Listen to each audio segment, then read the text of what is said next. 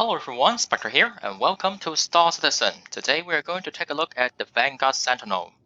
The Vanguard Sentinel is a kind of electronic warfare variant of the Vanguard series ships. So before I talk more about it, let's get to it first. As you can see, there is a fixed size 5 laser repeaters in here. Originally, it's come up with like a gimbal size 4, attrition 4. Yes, so it's a gimbal size 4 laser repeater. I change it into a fixed size 5 laser repeater instead. Up there, it was supposed to be 4 size 2 fixed distortion repeater, but as same as this cannon, this repeater, I swapped it out into 4 fixed size 2 laser repeaters. So it turns out the whole thing, you got limited ammo per gun, but still, per salvo. Still, it will be much more better than the ballistic weaponries, as well. The ballistic weaponries, you got limited ammo, and laser weaponries, theoretically, you do not have limited ammo, but just you need to recharge every time you fired the salvo. Alright. So here you can see you got some 2 missiles in here, 2 over there as well. So 4 missiles outside of the ship.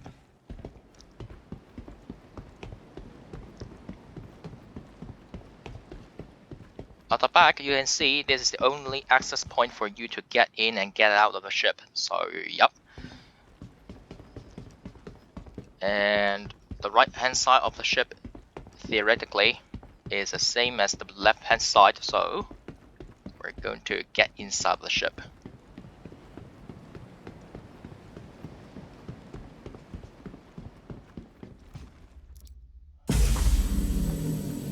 Same as the other Vanguard series ships, you have a ramp in here, which is very good for you to access the ship. But when you close it and choose to open this door, you might have a hard time because sometimes it will glitch out, and then when you try to open this door, it turns out you open the ramp. At the back of the ship, you can see there's a quantum drive. You can access to it. So in the future, when repair gameplay is added to the game, then you will have an opportunity to repair your things inside of the ship, which is very nice.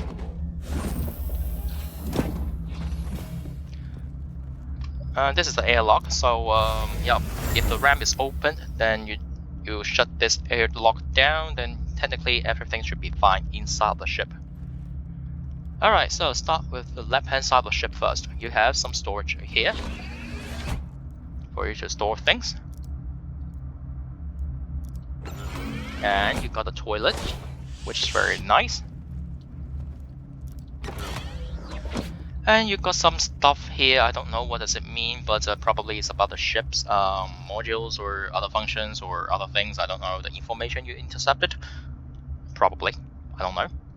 And you got an engineer station here, probably for you to monitor something inside the ship. Alright, not so sure. You got some server data base in here. Alright. So on the right hand side of the ship, you can see there's a gun rack for you to store your ammo, mini kitchen for you to eat and drink in the future, but currently it's not functional at all. Just provide you an opportunity to stay in the server for a longer period of time in the future.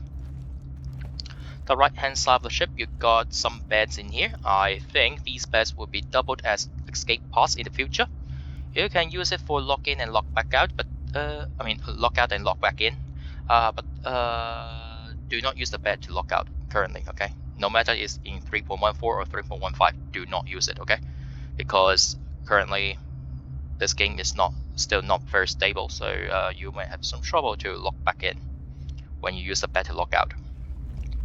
So this one, you got an airlock door in here, so I'll just leave it open because I want to go inside. And you can see there's a empty space in here, so it's supposed to be a radar, as I said. Alright. Good. So inside of here, you can access to a lot of components, like including power plants and shield generators. Alright. And of course, you got an extra locker for you to put some stuff in here, probably some material for you to repair your ship. And basically, it's the same as this side. So, yep. And you got some cooling system in here as well, as same as this side. So in here, oh, by the way, I forgot it again. Yep, you got a turret up there. Yep, sorry.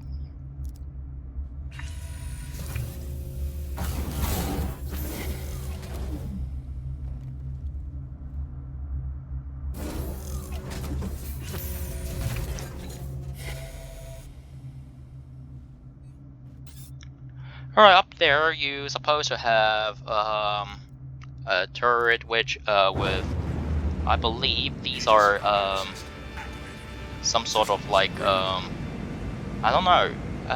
It seems like it's some sort of distortion weaponries. Might be some energy weapons. I'm not so sure because I haven't used it before. So you can swap it up, by the way, so you don't need to worry about that. So, yep, your turret gunner can help you to manage your power output as well, and also communication and other stuff. So will be quite useful. And also, it can cover the upper part of the ship and cover your retreat if necessary, or maybe provide you some extra firepower if you want it. Although it might be very limited though, because at the pilot seat, you're supposed to be able to access to most of the weaponries on board. Alright, so the view, not bad, not good. It's okay for me. Probably someone say that the bars are blocking the view. Yup, and in here you have 4 size 2 laser weaponries. Of course, you can change it into like ballistic cannon or something like that. Those are Vanguard special, okay? Weaponries. So those size 2s fixed nose weaponry would be the Vanguard series weaponries. So only Vanguard series ships can use it. But that fixed size 5 laser repeaters or maybe gimbal size 4 probably is like you can use it for different kind of weaponries. You can fix. I mean, you can fit whatever you wanted. All right. So missile wise, you got 12 in total, which for at the bottom of the ship, while 8 of them will be at the shoulder of the ship, as you can see right now. Now I'm closing. You can see it's go back in. All right. And you can see there is like some sort of red thing over there. It was supposed to be like a EMP system, so that yup, when it charged and then blasted out, then technically someone get close to you theoretically will be affected by that EMP blast, and their system will be shut down. Okay, but of course it will be, you need to fly quite close to the target instead of very far away, so just be reminded about that. So generally for the ship itself, I would say well, it's okay for me, but the same as the other Vanguard series ships is boom and zoom tactic. You're not supposed to like circle around the enemy, okay? Especially the one that is smaller than you. Of course, with a size, I mean, 2 size 2 shield generators, you probably have a very good time to engage head on against the enemy that is smaller than you, probably like the M50 interceptor. All right, the origin that interceptor, okay? So usually for me, well, if I have a chance, for example, like if I'm using ballistic weaponries, I definitely don't want to circle around and playing cat and mouse with the small targets. Instead, I will engage head on. So just let them fly towards me. After they like fire their missiles, then I kind of like just blast my ballistic weapons to them. Okay, punch through their shields and then destroy them immediately before they even pass by me. But for the laser weaponries, then I might have a hard time to engage them. So yeah. But the only beneficial for the laser weaponries is you got unlimited ammo on paper. Yep. Even though you got limited ammo per salvo. All right. More you got, then less ammo per gun. Yep. And more frequent you need to recharge your guns. So basically, this ship, for me is okay. Yep. And this Sentinel technically is the cheapest variant of the Vanguard series, and the word Sentinel itself probably is, I mean, it's just like Vanguard or Vanguards. I don't know. Although I'll probably say that the Warden was supposed to be the one who first engaged the enemy. Yes, that would be the physically, okay, if you make contact. But I think because this ship's supposed to be an electronic warfare variant of the Vanguard, so you might have a chance to engage the enemy first with your electronic devices up there on board, okay, and then use the Warden to engage the enemy physically. That would be the one. That's why, probably why, this ship is called the Sentinel, okay, Vanguard Sentinel, instead of like, yeah, you know what I mean. Anyway, so this ship on board is supposed to have a lot of stealth variant components, which can increase, can increase your chance to sneak through enemy radar. But well, depends on what you installed on your ship.